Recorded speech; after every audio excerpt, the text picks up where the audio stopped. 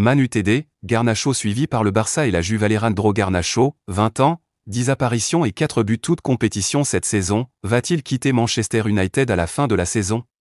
Selon The Sun, l'ailier argentin réfléchit de plus en plus à un départ d'Old Trafford, alors que sa relation avec Erik ten Hag est compliquée. Grâce à ses bonnes performances sous le maillot mancunien, Garnacho ne manque pas de potentiels prétendants.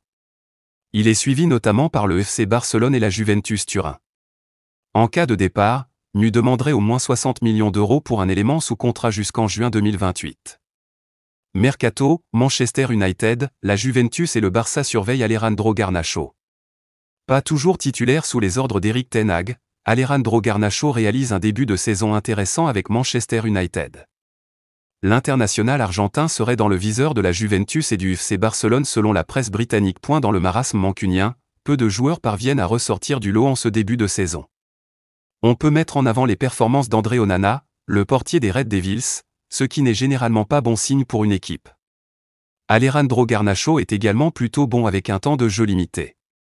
L'ailier n'a été titularisé qu'à 4 reprises et compile pourtant 3 buts et 3 passes décisives toutes compétitions confondues. Selon les informations obtenues par The Sun, l'international argentin est suivi de près par la Juventus et le FC Barcelone, bien que les deux écuries n'envisagent pas encore de passer à l'action pour le numéro 17 de Manchester United.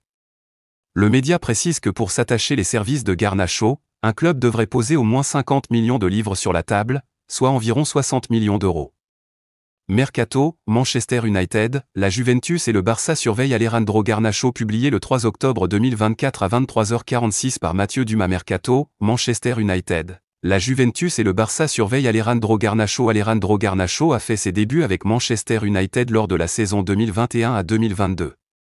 Crédit photo, Icon Sport. Pas toujours titulaire sous les ordres d'Erik ten Hag, Alejandro Garnacho réalise un début de saison intéressant avec Manchester United. L'international argentin serait dans le viseur de la Juventus et du FC Barcelone selon la presse britannique. Dans le marasme mancunien, peu de joueurs parviennent à ressortir du lot en ce début de saison. On peut mettre en avant les performances d'André Onana, le portier des Red Devils, ce qui n'est généralement pas bon signe pour une équipe. Alejandro Garnacho est également plutôt bon avec un temps de jeu limité. L'ailier n'a été titularisé qu'à 4 reprises et compile pourtant 3 buts et 3 passes décisives toutes compétitions confondues. Selon les informations obtenues par The Sun, l'international argentin est suivi de près par la Juventus et le FC Barcelone, bien que les deux écuries n'envisagent pas encore de passer à l'action pour le numéro 17 de Manchester United.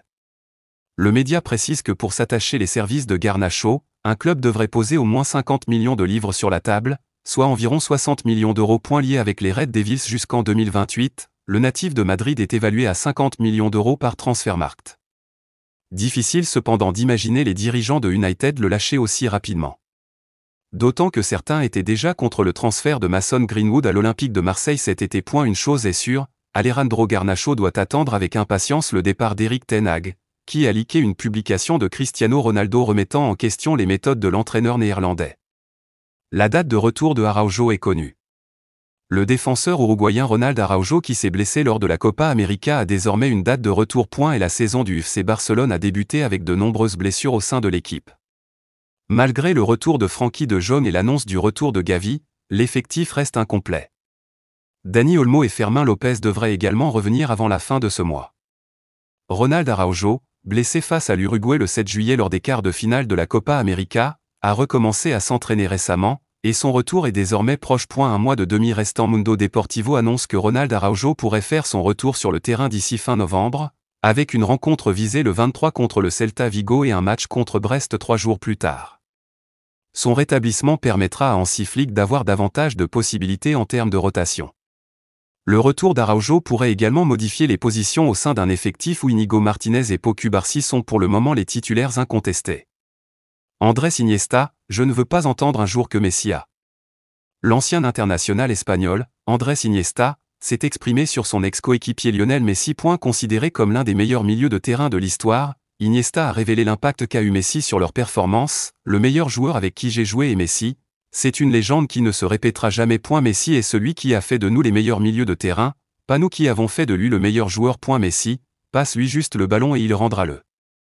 Difficile, facile, a-t-il indiqué. Iniesta, qui a récemment annoncé sa retraite du football, a exprimé son souhait de ne pas voir Messi raccrocher les crampons trop tôt. Il m'a facilité la tâche, j'ai de la chance de jouer avec Léo, et Messi ne se répétera jamais. J'espère qu'il jouera plus et qu'il s'amusera. Je ne veux pas entendre un jour qu'il prendra sa retraite. Nous voulons plus de plaisir avec lui, il est le meilleur.